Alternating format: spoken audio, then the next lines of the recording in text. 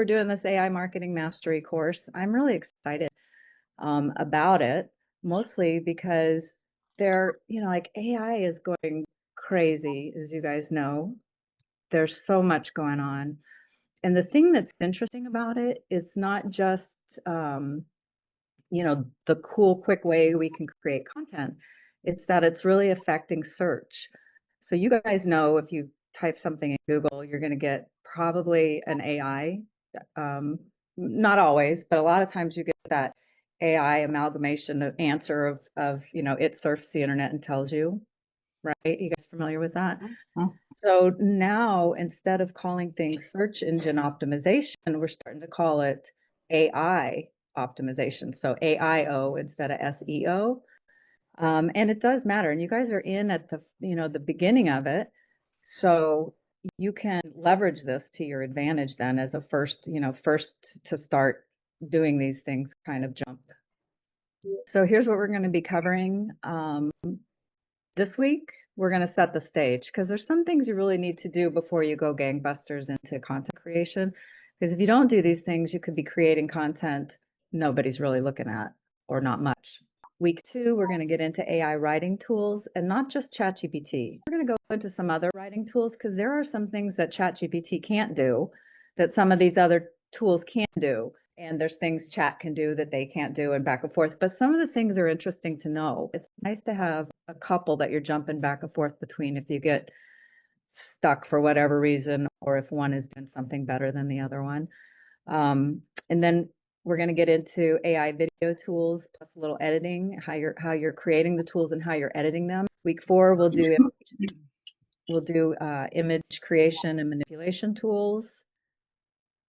And week 5, audio tools, which are really cool. You can do so many things with that. And then week 6, we're going to talk about how you distribute and repurpose these things. So how you're getting out there with AI and how AI is making it easy to repurpose your content into other things.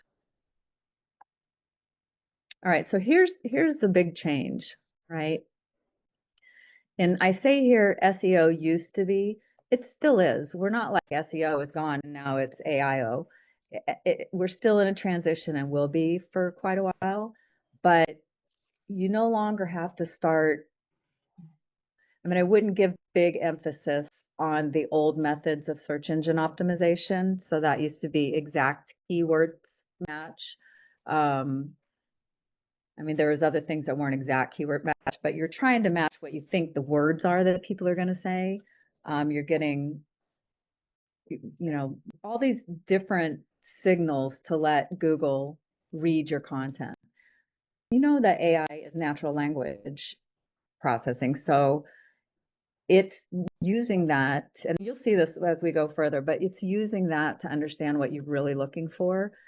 So it's trying to think like a person, and therefore you have to really, you can't be tricking it. You can't be like, okay, I think I'm going to put it, I need this, and I mean, I did this so many times. You'd see through tools that you need to have this many keywords that say this, and now you need this many keywords that say that. And there's all this kind of putting it together trickery with SEO. That's why sometimes you'd be reading an article and it would seem really weird how they'd say like, if you're in, instead of saying the Phoenix Valley, they would say like Phoenix, Mesa, Tempe, Chandler, etc. Like they'd try and get in as many words like that as they could before it sounded too weird, because they're trying to get the algorithm and the search spiders to find those words and recommend them.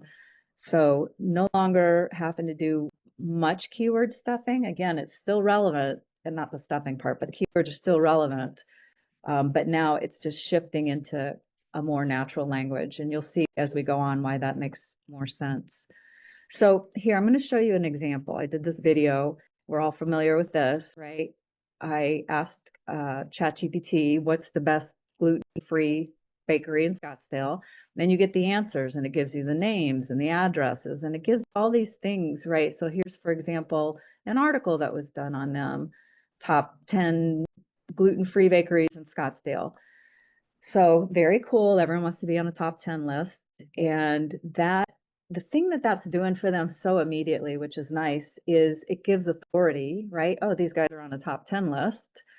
And they don't have to read this.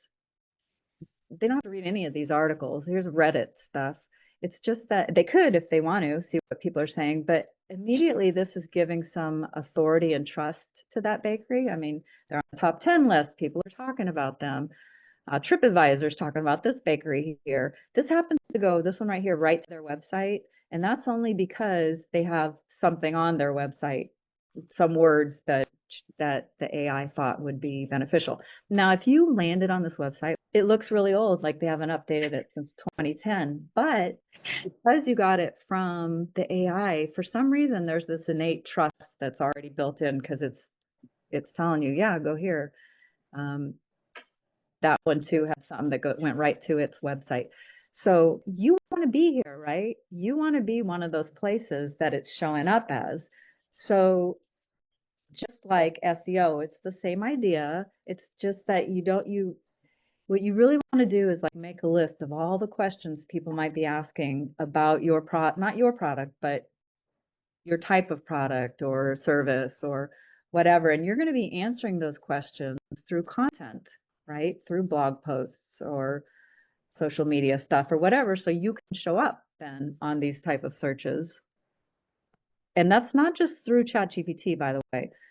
Even Google's AI that goes through the internet and then gives you a synopsis of like here's all the stuff, here's the answer to your question or whatever. It's that search also. All right. So keep this in mind that, obviously, like I've been saying, they're pulling from content all over the internet and it's doing it more effectively than the crawl spiders of search engine optimization for Google or Bing or any of the search tools you're using. But you don't have to play the tricky games anymore. You can just be purely who you are to your customer.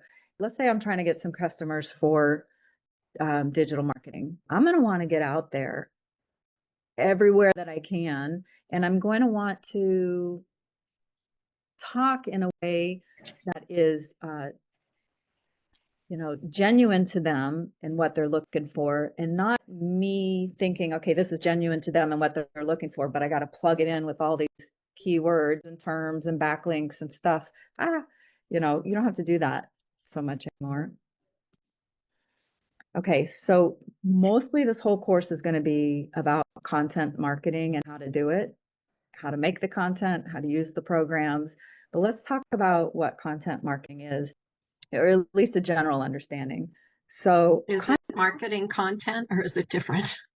It is, content is going to be all this stuff right here, blog posts, podcasts, and so on. And basically, this is the content, and there's other types. These are just the major type of content you could create depending on what you're trying to do. And let's look at that real quick. So blog posts are super helpful when we saw that video and it was talking about the top 10, that gives AI something to summarize and something to look at as far as, it goes for whatever the question is that's being asked. It helps define you as authority and trust, basically, as the keywords or the words that we all use for search engine optimization is authority and trust. Well, that's what blog posts are giving you because you're obviously an authority in it, especially if you're writing the blog post about whatever it is, and then there's a trust that builds. So, but as far as AI goes, blogs are great for them understanding what it is that you're trying to communicate and does it answer the question that the person is asking. So podcast is another type of content that we could create. Lots of, again, it's content that AI really likes, especially. So what I have done before is take a video and post it, and then on YouTube, for example, below that put the whole transcript, maybe, because it's not so much YouTube that I do that for. It's if I'm doing it on my website, because YouTube works a little bit differently. Although AI absolutely pulls in YouTube videos too, so it's not a bad idea to do it there. Webinars is another form of content. images, checklists, video. I'm not going to go over all the different benefits of it, but and I'll give you a recording of this video. Social media posts. Now, here's an interesting thing. So social media posts are a little bit different. They're not really indexed per se. You don't ask a question of AI and it pulls up a social media post. Usually Reddit is social media too, and it is drawing from those, but you won't see like a Facebook post or something like that. And that has to do with the way, Facebook isn't particularly a public forum unless you make it a public forum. But let's say you have something that goes viral. There are signals of relevance and authority that the virality of it, as other people are sharing it and it's getting commented on in other media that isn't necessarily social media, then that's where social media hits. But it's still social media, and that makes it sound like social media isn't important. Hugely important for sure, especially in the early stages of content marketing where you're making people aware of who you are. Infographics, ebooks and guides. Case studies is something you're probably not doing. These are for bigger companies usually. Templates and tools. This is really great for your email magnets. Email marketing also can be content, even though it's kind of, it always shows up on lists that email marketing is content, but it's a distribution of the content really.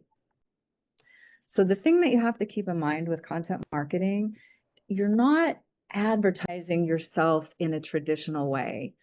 And, it's not like you buy an ad and hope you have all the relevant information in the ad that people can make a decision on or pay for digital ads or whatever. Unlike that, it's going to educate your audience, inform, entertain. It's just not going to just sell. And you guys have all experienced this as consumers, so you understand that part of it. Hold on, I'm just going to move this. Terry, one thing, the gal that runs my tutoring organization that I work with that's helping us do content, said it's a process of building your authority. Absolutely. Trust and authority. Yeah, I have to tell you, the expert in the room. Trust and authority, yes, is absolutely the whole point of it. You're creating content so that, because think about it from your search experience. For example, I was telling my brother this the other day. He has a company that he's thinking about doing some videos on, and he's not sure it's that beneficial. And I showed him why it was beneficial. All I showed him was a video. It was a TikTok video of a woman who did leather work. She wasn't even in it. It was just a voiceover, and it showed her hands doing the tooling and and she's talking about her work and how she does it, what she thinks about it, how it's a labor of love, whatever she's saying. And all of that is building trust and authority, right? I'm thinking clearly she knows what she's doing. I can see it. I feel like she's got all this. It looks very professional. I can hear her words and understand she's been doing this for a while. She really, blah, blah, whatever. But do you see what I'm saying? Trust and authority is what you're trying to do, because people buy from people they trust and they feel like they know what they're doing. So this is basically what we're going to be doing. You're going to understand your customer persona, who they are, confirm where and how they prefer to be reached. In other words, are they on social media? Are they really just camping out on YouTube? Are they not on any of that? But you're going to determine that. What types of content you enjoy making matters. I think we've talked about this, because if you don't enjoy it, you're not going to do it. But if that particular content that you don't enjoy making is the perfect content to reach your customers, then you have a decision to make, right? Are you going to do it, or are you going to get someone else to do it? Or you're going to say, I don't like creating that content and it's not that meaningful to my customers or potential customers anyway, so I'm going to skip it. But you kind of have to determine, like, what are you really going to do here? How much time do you have to do this stuff? And are you going to do it yourself, or are you going to hire out? So customer persona, you guys probably already know what that is, but It's where you really, really understand your ideal customer. And the reason why you want to understand them super clearly is because you want to make marketing materials that resonate with them. And if you don't really kind of get who your ideal audience is, who your ideal customer is, you're going to create things and say things in a way that's not resonating with them or that they're just not interested in. So you always put together a customer persona. You might have more than one. It's not like we all have exactly the same person, but like for me, I would understand they would probably be a small business owner if I was marketing to them. They would probably have a certain amount of income at this point. They would, so I'd understand what mine is, and I'm going to show you how to do that. So I have a link for you of this, and let me just put it right here in the chat so that you guys have it. And this is just something I made that goes to a Google Doc on my Google Documents. And it's pretty basic, but it's going to get you thinking, right? So age range, like pretty much, do you have a targeted age range? Is it like yoga for women? Are you located locally, or can they be anywhere? So all these things, but more important than that is like, what are their pain points? What are they wanting? Why are they buying from you? A lot of this stuff is going to be complete guesswork, right? You don't know, but you kind of know. And the more you deal with, the more customers you get, the more you're going to be able to refine this and understand what their buying behavior is, or, what motivates them and so on. But it's a good idea to do this and at least get your mental gymnastics going to figure out, who are these people and where can I find them? Okay, so then you've got your persona, you've done the list, you've a pretty good idea of who you're marketing to, who your ideal customers are. So now what do you do? So now you really, and this is tricky, you have to figure out where are they already spending their time. Because, one time, I think I told you guys this last time because it was somebody in this group who's not here today, but she told me, I said to her, you have this huge following on LinkedIn. I am so impressed. Good for you. How'd you do that? We start talking about it. And then I said, how many conversions have you had through that? Like, how good is that? She goes, she's been doing it for 3 years and has a ton of followers. She said, not one conversion. So immediately I thought, I told her, then stop. Maybe there's a little benefit. Maybe there's a benefit of people thinking, well, look at how much authority she has there because people are following her. But if nobody's there looking at it, if her ideal clients aren't even on LinkedIn, they don't care about her authority. They don't see it. And clearly the people who are following her aren't even her clients because there's no conversion happening, or her content isn't very good, or if they go to her content and go to her website, they don't understand where to buy what they need to buy, so they leave. But somewhere along the funnel, they are getting lost and nothing is happening. So you really want to find out, where are they? Where are they spending their time, so that you're not spending 3 years putting stuff out there that's not having any conversions to it. All right. And then, of course, again, because I mentioned this, maybe she's not given the right kind of content. So you need to know, all right, maybe you know where they're hanging out, but do you know what content's going to capture their attention? What are they interested in? What is going to have them stop the scroll and be like, oh, that's interesting to me? Or it might not even be scrolling. I'm just assuming that it would be social media. It could be anything else, but what is it that's going to capture their attention?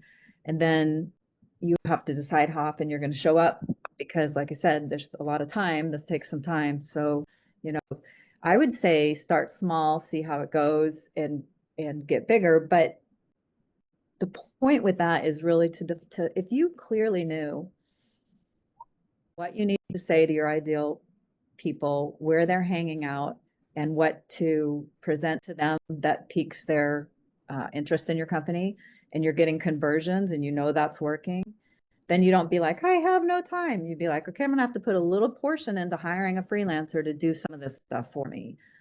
But you see how important it is to have that clear understanding of who you're marketing to, where they are, and what you need to say to them, how you need to say it.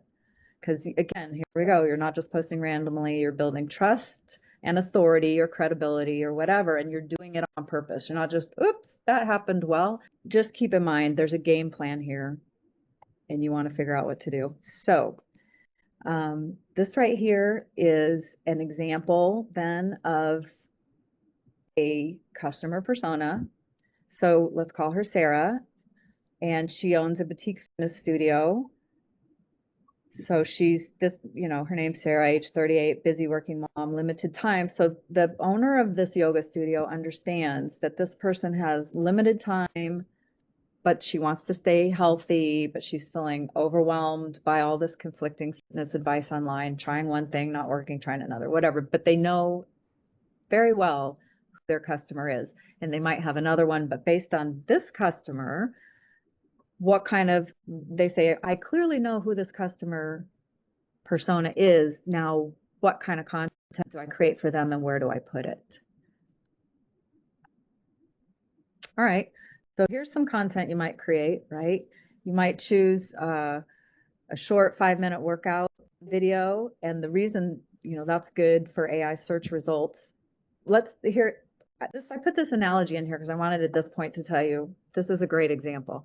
So in the old way of doing SEO, if I was writing the context, the caption, whatever, the information for this 5-minute morning workout video, I would keep trying to say, morning workouts, 5-minute work. I keep trying to do stuff that puts these keywords in there and other keywords that relate to it.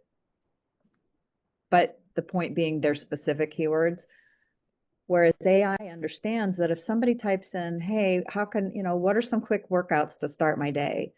It'll still pull you because it understands that quick workouts means 5 minutes. Start my day means morning. Like it understands what you're trying to do here. It's not looking for exact match keywords.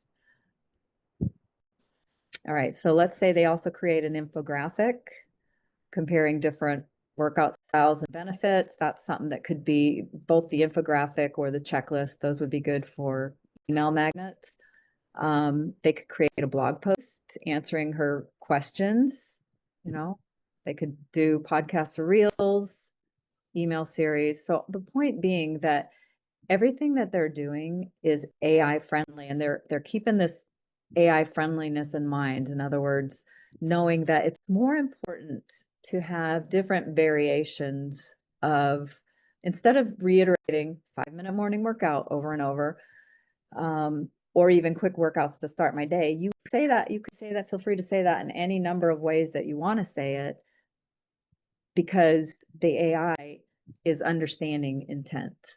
Okay, so this is the kind of tricky, is finding out where your ideal prospects are, because everyone says that, right? Show up where your clients are showing up, and sort of, right? Because if I'm targeting, I want to say the younger crowd, they might be on TikTok, but I think a lot of people are on TikTok. But you might have a intuition of where your people are, but you don't know for sure. There are ways you can kind of hone that out. So yes, you could do surveys and interviews, ask them directly, but typically you're going to be doing some stealthy behind the scenes things, right? Stalk your competitors. You're going to kind of look and see, well, what are they doing? Where are they? Where are they posting their stuff? And it doesn't mean that they have it right, but if you know that the competitor that you're like, I want to be them, they're the big fish in our pond. Where are they advertising? What are they writing about? Just kind of learn and see what they're doing. And then if you have traffic and engagement, I always say keep doing what's working. So if you do a blog post that gets a particular amount of resonance, seems like a lot of people are going to that, do more of that. If you're doing tutorials on YouTube and you're getting a lot of hits or something, do more of that. Here's other things you can do. You can actually use, so I've done this before, social listening tools, especially Answer the Public. If you put in Answer the Public, if you put in, say you want to know what people are asking about home renovations, it's going to give you all of these questions like, how much does it cost to remodel my kitchen? How long does it, like so you can see all the questions people are asking, and only the ones that are asked a lot are going to be showing up there. So you take that information and write articles about, oh, if a lot of people are asking, how much does it cost to renovate a bathroom? You write a blog post on how much it costs to renovate a bathroom, and you make it super, super informational for the exact type of people you're targeting to, right?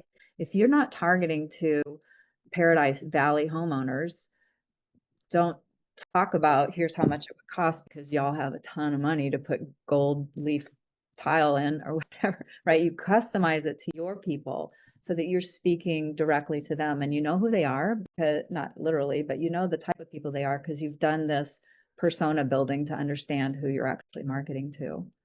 All right, so this is a little bit of a trickier, not trickier, but I mean, it's just one where, so say you go on to Facebook and you're looking for a particular group for, so Sharon, I'm going to use you like a math tutor, and you're looking for,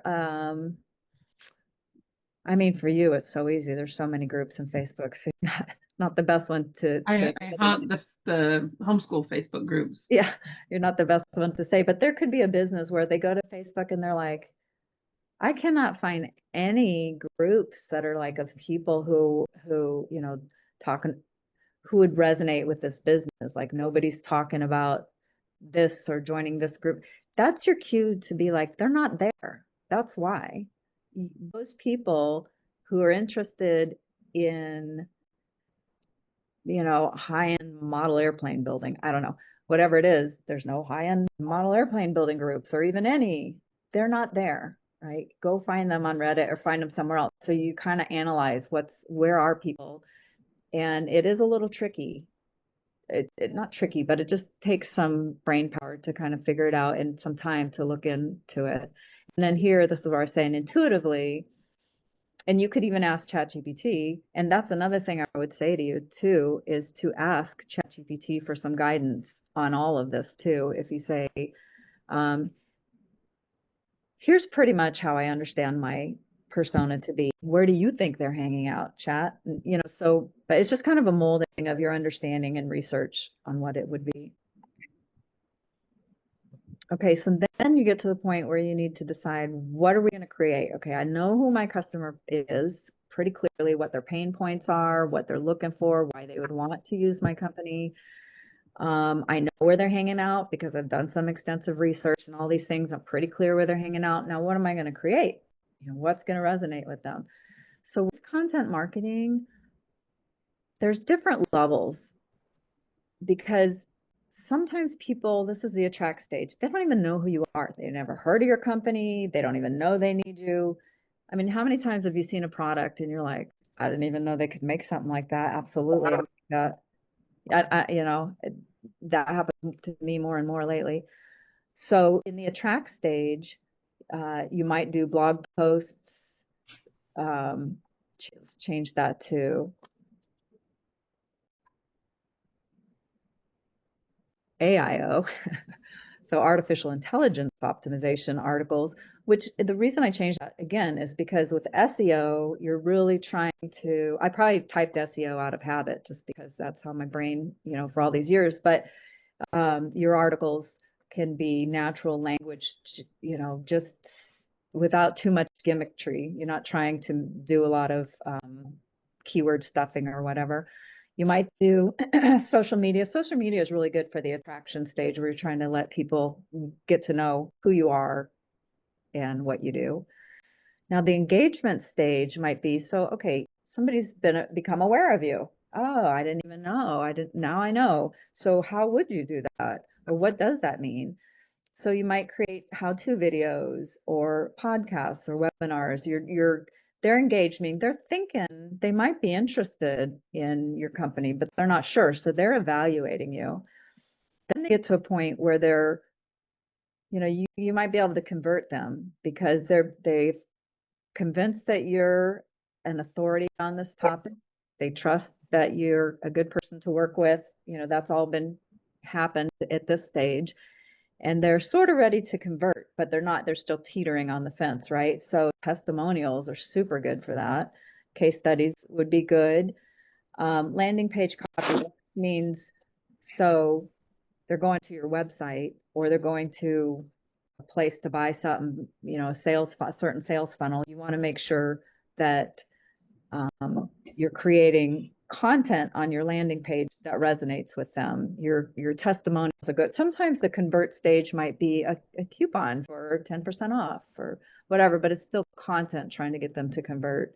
And then retainment, that's where we're talking about email marketing, newsletters, how-to guides. You're retaining the customers you already have and you're serving them in those ways. All right, so I want to give you an example again of a yoga studio, let's say. So in the awareness stage, they might post, you know, here it's I put short clips of beginner yoga poses. Basically, the point being social media, get out there, post things, join groups, comment on other people's stuff, be active. In the interest stage, you know, someone's interested, they've landed on your website because they're like, wait, who are these people? And then you have an email magnet that says, you know, here's 5 easy yoga stretches to do at your desk. Download if you want.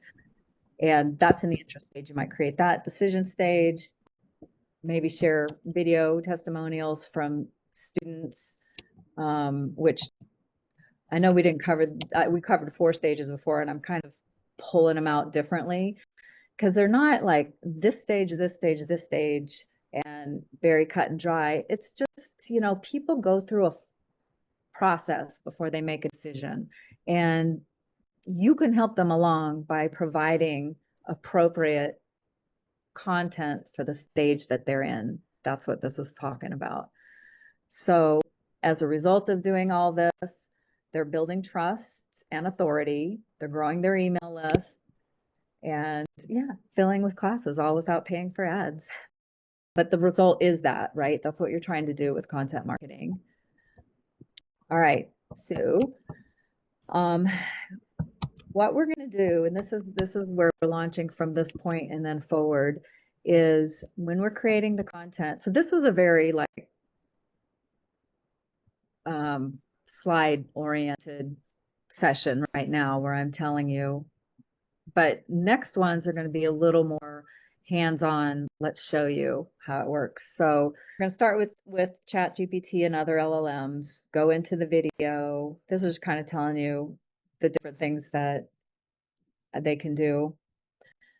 So I'm going to give you your homework, even though we got 15 minutes more, and you can certainly ask me questions right now.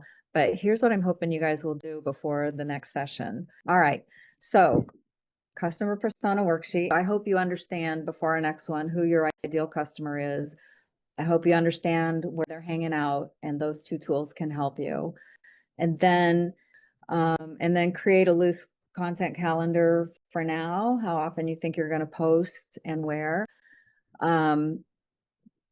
One thing I like to do, because the days always get away from me. For me, it's Sundays. Sunday afternoon, Sunday sometime, I'm going to put together a few social media posts, and I'm going to hit LinkedIn, and I'm going to hit, you know, Facebook groups that I'm in. I'm going to do some, you know, whatever it is, I'm deciding this is, so I'm not doing it all Sunday night, right? I'm scheduling it out for the week to land in these places I want it to land. And that's the stuff that we're going to learn too then on the 6th session that we're doing. So that's really it, you guys. Do you have questions on this? Just pulled you right up. Did you have a question, Mary? I saw your. Yes, while you're on that slide, I think it's the one right before it. Can you go back? This one? Yeah. Stalk your competitors. Have you used Spark Toro and similar web? Is that where you find, because remember how you said to ask AI, where are my people hanging out? I think they're hanging out here and here. What do you think? Are those tools where you can find out where your tribe is hanging out? Yes, those are tools that are going to give you a more refined look at where your customers are hanging out. But before Um, I would say before going there, there's so much more you can do because those cost money, and there's so much you can do for free now.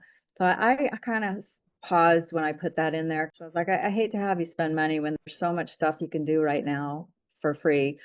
And I would say that if the thing that you have at your advantage now that we didn't have before is AI, is that you can say, as long as you can really parse out who you think your customer is and what their pain points are, and you fill out the form, and when you fill out the form, by the way, I should tell you guys, copy it. Do save a copy. Don't fill out that one, or people will see your answers to that one. Like, I think we're all, or I don't know if you have editing capabilities on it. If you guys have any problems with those links, clearly I'm not sure what I have going on there. But if you have any problem with copying it to your own Google Docs, let me know. Or just copy and paste it into Word or whatever you do. My point is take that data that you filled out as detailed as you can, put that into ChatGPT and say, here's my customer persona. Where do you think what platforms do you think they're on? And what type of content do you think will resonate with them? Ask all that stuff to ChatGPT, but it will give you an answer based on the clarity of your persona, though. So you really have to understand your customer persona. And the answer, you know, may be wrong, may be right, may be close, but you'll know as you start, if things aren't resonating. But it'll be pretty good, I think. As long as you're really good with who it is you're trying to reach and what their pain points are and how you're solving, what the solution is, what you do, you're going to get a really good idea of where they're hanging out. Does that answer your question, Mary? Yes. And our Facebook groups, one of the free tools that you're encouraging us to go and find, but there we actually connect in those groups and participate, right? We don't just look at them like they're competitors. That would be a warm market maybe. Well, so we're talking right now about how to find where your ideal prospects are. And the reason groups came into the conversation was that I was saying if there are no relevant groups about, if there aren't, no, Brittany, if there are right. none, that is your clue that they're not hanging out there. Because Right. if they were, there would be a lot of groups for that purpose. That's why I was saying groups. Mhm. And does that make sense? Does that answer your question? Yeah. Okay. Terry, I got a question. You're talking about ChatGPT mainly. As we all know, there's hundreds of AI options. Based on kind of your experience, does ChatGPT seem to be the best go-to for what we're talking about? Yes, mostly it is.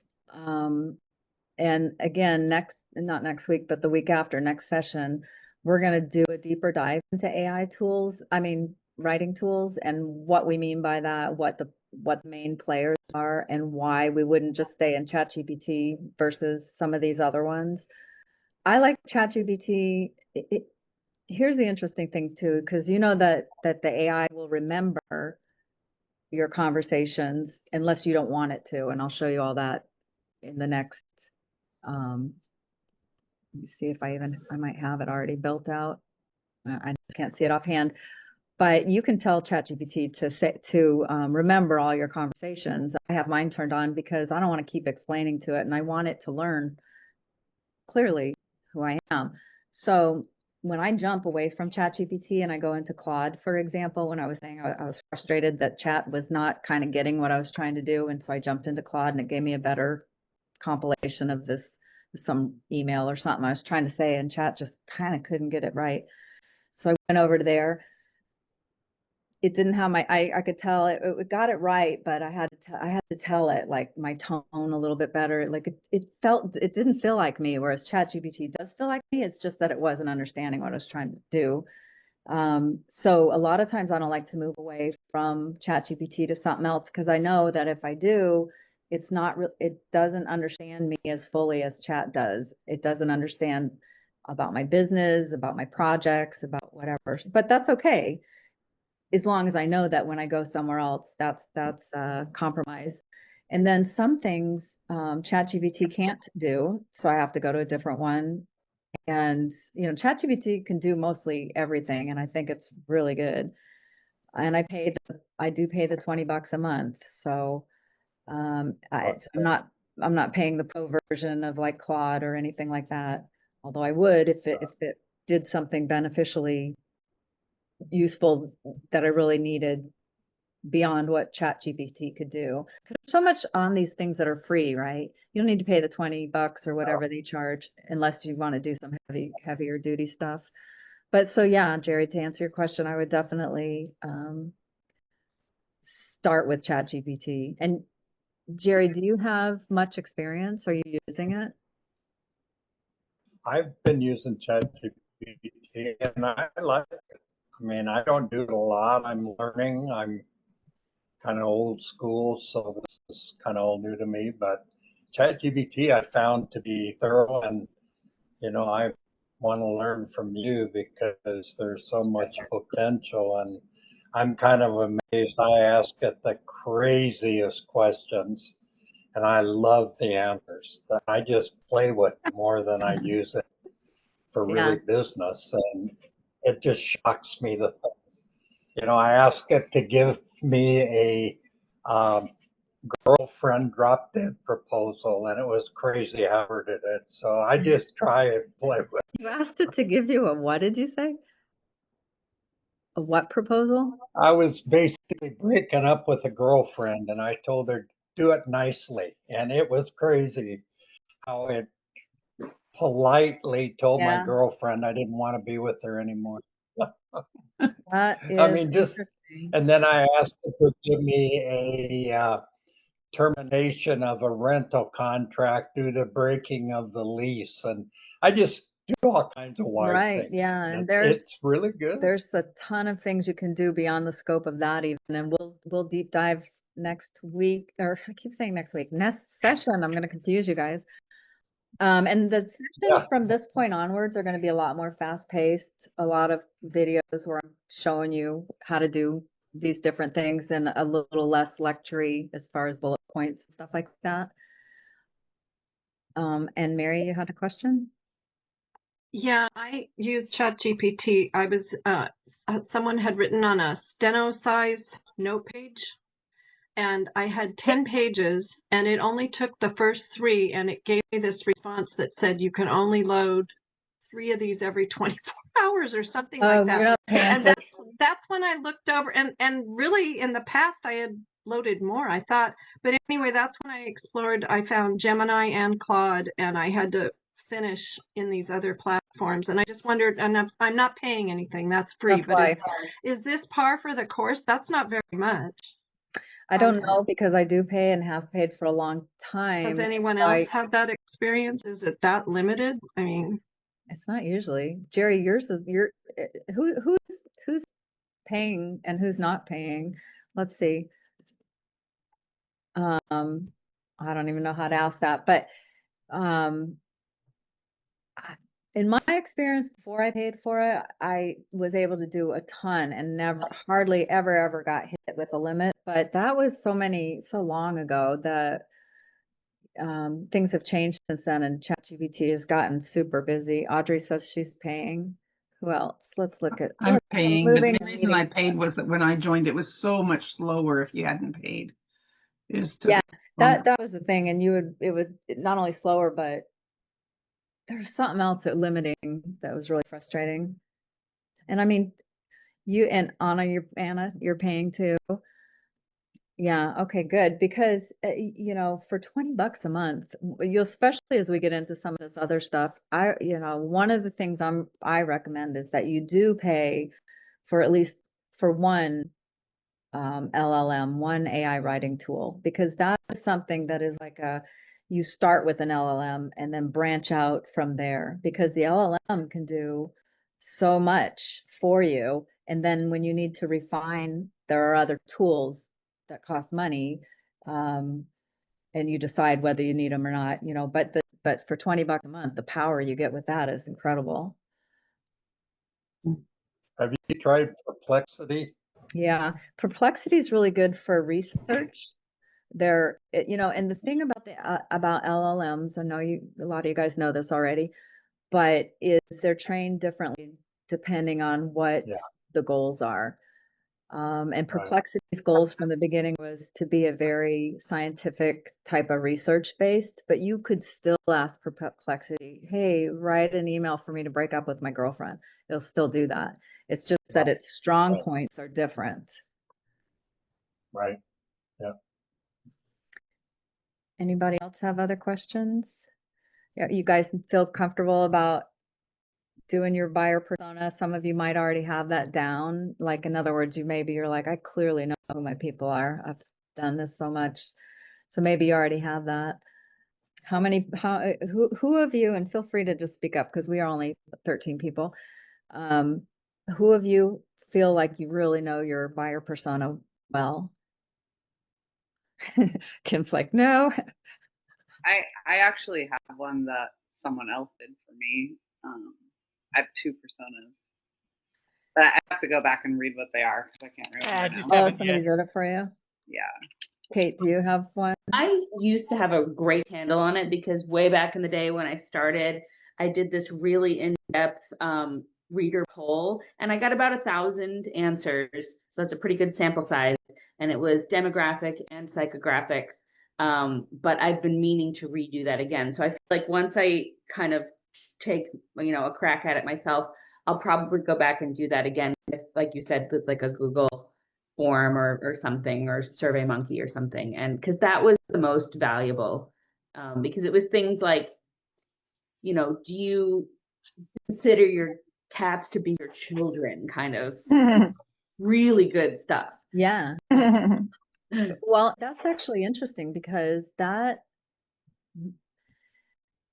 one of those nuanced things I'm talking about. Like, you've got, I have a friend who's a dog parent. I don't know. She always says she calls her dog, she doesn't have children. So she says my son or whatever. And it's a little bit for some people eye rolly, and it's very, very understandable for other people. Right? It's niche. It's very niche. And that's the niche I'm in. That's what I'm saying. And that's the thing. Yeah, it used to be like I knew who those people were, and like that was like 2008 or 9. And those people have grown, stayed with me and aged with me. But now there's this whole new Gen Z where they're treating their pets like their children, and they're different. So I've got to have like I think multiple, maybe 2 or 3 personas. Right. So you would want to do this buyer persona then based on, so you have this one buyer persona still relevant. That's a group of people that you know well, and their, likes and dislikes and pain points and about who they, the idea of who they are and how they feel. Do another one for another subset of your potential clients. Yeah, who are the new people that I don't know who they are? Yeah. Yeah. Yeah, I think I've got a good handle on my potential market because I used a tool from another AI tool from a specific vendor designed to generate your target market. So use that, and I think that's pretty close to where I want to be. Was that through HubSpot? No, a group called Beach Boss Influencers. It's an online digital marketing training course. Okay. Because also, I know HubSpot has a very good buyer persona worksheet, but the only thing is they're going to want your email address and then they're going to start marketing to you. So, which is no big deal. You can always unsubscribe, but they have a really good one too. Okay. So, Lon, were you saying that you do understand? I think I've got a good handle on, and it may expand and grow over time, but I'm just getting started, so that's good for now. Okay. Yeah. Very good. So I do have one question. Yeah. I'm sorry. Oh. So when you're talking about creating like blogs and things like that are specifically for AI, I was reading something and it said that it's kind of like tossing things out if they're created by AI. Oh, no. Is that true? Mm-mm. No? I know what Okay. you're talking about. And then because that was going around for a while where, Okay. but absolutely not tossing them out. In fact, at first when AI came along, that was, well, I shouldn't say at first. It was because it was really only about less than a year ago that people were like, "Oh, AI content, Google's going to kick it out." But nope, Google is absolutely embracing it.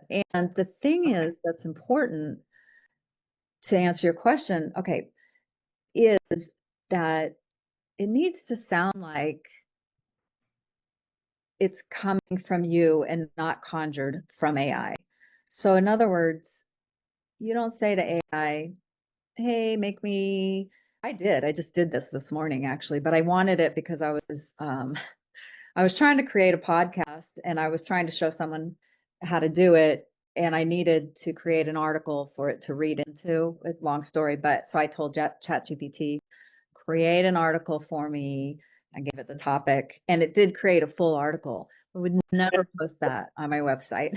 That will you won't get any traction because Google does know when you're using AI in a way. I mean, it doesn't know, it knows the patterns that AI is using to, like, a lot of people say, "Oh, I know it's AI because there's M dashes." Do you guys know what an M dash is? Right? Here's an M dash right here. And ChatGPT likes to use M dashes. They're longer than, like, there's a regular dash, and then there's N dashes. This looks like an N dash to me. M's are longer. This graphic design typography speak. But the point is, people are like, "Oh, every time you use an M dash, I know it's ChatGPT." Not true. I use them all the time just because that's how I write. But Google does know certain patterns where it's just knowing that it's written. And that's okay as long as you're interjecting or you're orchestrating it, right? You're saying, "Give me an outline for this." Then you go through the outline, you're like, "Not that, no, talk about this." Like, it's all you. You're using it, you're the conductor, right? ChatGPT is doing it, but you're conducting. So just make sure you're not letting ChatGPT carry the weight. You're using it as a tool. You're not just letting it go off and, make up its own stuff about you. That's where people run into trouble. Okay. So with that too, like for instance, right now I'm trying to create something for my website and I put stuff in and I said, "Hey, can you refine this?" I feel like it just makes sure that I have things worded properly. Sometimes I don't say things as fluidly as I feel like it would read. That makes sense. But it also adds like the little icons, right? So like for this one, it's like, "Oh, remember this, this, and this." And then I have like an X for like, "Don't do this," right? Are those bad? Because I actually like those. Like I'm trying to take out all the little like things when I post now or like for my blogs or website or whatever, but I really like the little check marks. Like, They're not bad in terms of you don't get a ding for them. I mean, I used to use, without ChatGPT, those check mark icons all the time. So it's not like they're not used, and that's not an indicator so much of AI. It sort of it is, right? Have you guys have seen like social media posts, and it's written by AI because it's like really heavy with emojis, and AI does things that that's written by AI. And in a way that is okay. People get it. But you still have to go through your blog post and not blog post, social media post, even if it's heavy with like this event. Say I put this out and I didn't, but let's just say I put it out there. I'm doing this event, this teaching, blah, blah, blah. It would look AI written because there's just a format to it. And you might as well use the format. Remember when we were doing AI voiceovers and everyone's like, "Oh, that's AI." Now people don't care. They get it that they're learning and they're hearing something from an AI.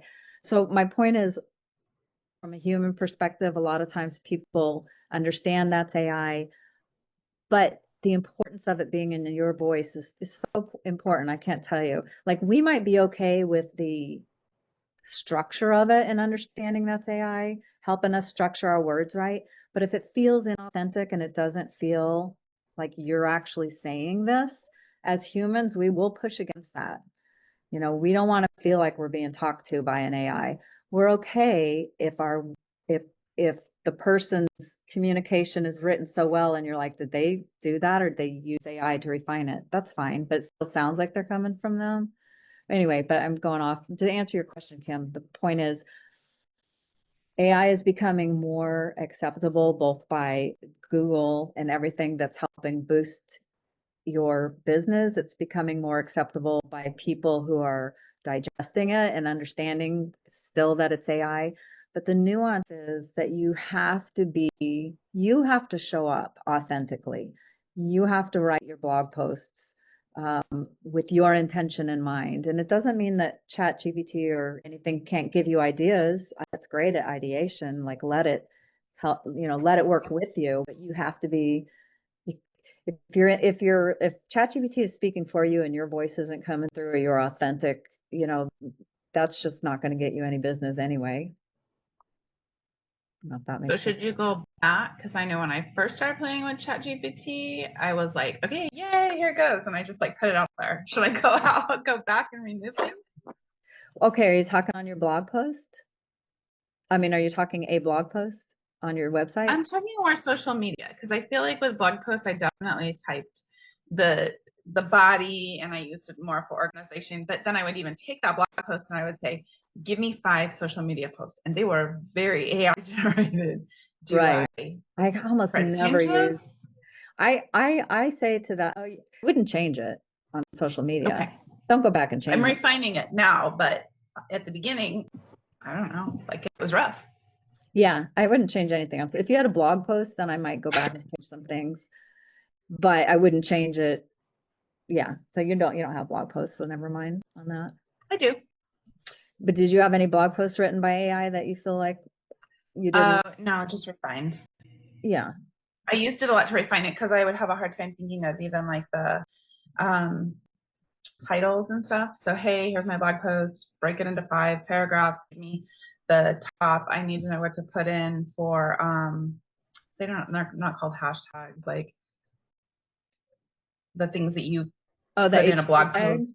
The tags, things like that. So I would type it up. I would say refine it, and I would say break it into 5 paragraphs. I would say give me the title, give me those types of things. I did a lot of that, and I felt like it did a really good job. That's you, or you being the conducting the orchestra. That is ChatGPT. Okay. You're saying, I need a headline for this. Give me 3 choices. It gives you 3 choices. Maybe use it as is. Maybe you're like, this is almost there. Let me change that word. That's exactly how we work nowadays. That's how it goes. It's just that people think, oh, I'm going to have AI write this whole article for me. And that gets them in trouble. I have so many, I don't know how this might change in the future because it's getting better and better. But if you read through that article, so many times you're going to be like, well, not that exactly, or that's worded. I mean, you just have to go through, and I never do it that way anyway. So I don't tell it like, write me a blog post, and I go through and read it and refine it. My process is I want to write a blog post about how to grow a African sumac tree. It's like coming out of my, then I won't say, I want to write an article about how to grow an African sumac tree. I'll say, I want to write an article about this. Give me a proposed outline. I like to start that way, get chat to give me the outline. Then I usually go through, and for me, it's all about digital marketing related stuff, right? So I'm going through and I'll say, I'm not talking about that. Oh, but that gives me an idea. We need to talk about this. So it helps me mold the article. And then I'll go through and say, okay, here's what I'm going to do. Here's the outline now, my refined outline. Give me an opening paragraph for that. It'll give me the opening paragraph and I go through and I refine that. So, and then I might be like, okay, this needs a chart added to it. Will make more sense. And then I'll tell it to build the chart and I'll give it the information of what I want in it. But I'm the one leading the show. So I never do an article and then go through and try and add my flair to it or my own personal stuff. I do it from the beginning. I'm telling it, here's what we're doing. Let's do an outline. Okay, now here's what we're doing. That's our roadmap. All right, you guys. I guess I will. And anybody have any other questions before we say sayonara? Doesn't look like it. I can only see part of you guys. There we go. I'll put you all on. So I couldn't see everyone. But so not next next week, but the week after, and I'll send you I'll send you a follow-up to this one so that you have a link to the recording and a link to that thing I was missing, if there indeed is one, or if I'm just confused, and then also give you a heads up on when the next one is, so you can put it on your calendar. I don't know if I gave you guys a whole list. Did I in one of the emails say here are the dates? Because if not, I'll include all the dates. Maybe I'll And do that. are you going to send us this actual deck? Is it a PDF or a something? I can. I was thinking about that earlier. What I usually run into is, for some reason, the files get to be super large. But what I'll do is, if it's, I mean, too large to email, Put it in a but Google. I'll put it. And I'll just give you a link to it, and you can just Yeah. link and download it. Perfect. Yeah, and then I'll be a recording. That, not that you'll watch this over again, but I only laugh because I feel like the difference between how casual I am with you guys and how like serious I am on other webinars. So, but I will send you this recording along with everything else too. Great. Oh, Terry, I just want to say thank you. This is amazing. you're STAR has welcome. a mentorship program, and they say that it takes 3 one-on-one mentorship sessions to be successful or do something. I don't know. Yeah. But this is going to be that on steroids, you know? Yeah, this is I mean, I different just than. really thank you for giving from your heart for this. Oh, you're And welcome. I hope that it forms a course for you that you can market and Yeah, I'm not you know, sure. That's the funny thing is, if I'll just that's tell what you you guys. want. Yeah, I'll But tell you a yeah, little I from do. my heart, which is, Yeah. so you have to know, I mean, you're not saying that you do know, but to understand where I'm coming from. So I've had 2 successful businesses. I've sold both of them for a profit. I'm doing fine. And I feel like giving back, and I do have some customers, digital marketing customers, but I'm super, super picky because I can be right now, right? I want it to be a fun project. I want to like the people I'm working with. So where I was jokingly told somebody I'm in the coasting mode. I'm not in a growing mode, but I have a desire to give back, which is funny because not funny, but when I was in my 30s or 40s or 20s, I can't remember what the age was, but I remember people talking about volunteering and giving back. And I'm like, oh, I'm so busy and I got stuff. And I'm like growing my business. And I was not even thinking about that. Then you hit a certain age, I guess, and a certain, like, I've had my successes and I feel like I just want to share that with people and teach them how to do things. And also, I say my age because I read this thing that's like in your 20s to this age, this is what you are. And from this to this, and then it goes from 50 to whatever, you're in your mentorship phase. And I'm like, I'm there. I feel that. So I'm so glad that this is benefiting you guys. And I feel like, I paused at one point because I was thinking we can get into that too if you want, but I can't within the 6 weeks. But if we wanted to continue and grow beyond, there's a lot of things we can get into, because the benefit with me is that I know a lot about a lot of things in the digital marketing. Like, I'm not just a specialist in a certain category. I've kind of done a lot of it, almost all of it under the whole digital market umbrella. I'm like, I've done all that, check, check, check, check. Some things I'm better at than others because I've done them for a longer time. But, graphic design, everything. I mean, everything under the umbrella of digital marketing. And that's why too, like, I was trying to convey this in an email and I just deleted the whole thing, but I was just trying to say, like, you know, it can be lonely as an entrepreneur, right? It's nice to have that connection of business owner friends that you can be like, I'm struggling with this, or how are you doing with that, or just whatever, where you have your landing spot, like, these are my people. That's why I was always trying to keep it pretty small, because I want it to be more like a cohort of, people who uplift and support each other's businesses as we can, or maybe just meet or whatever, but like we're kind of uplifting each other just for the sake of connection and, fun and humanity and all that. It's just all the non-practical things, all the, you know. So that's where I'm coming from. So I really appreciate that, Mary, though. I appreciate you saying that. Terry, I wanted to say that as well. I think it's very unique, what you're offering and what you're doing. It's unusual, and just the niche that you're in. And so just really want to express appreciation to even be a part of See this. who's saying that? Oh, hi, Marion. I have to move that because I can't have it on the screen, but I'm like, I don't recognize the voice, but thank you.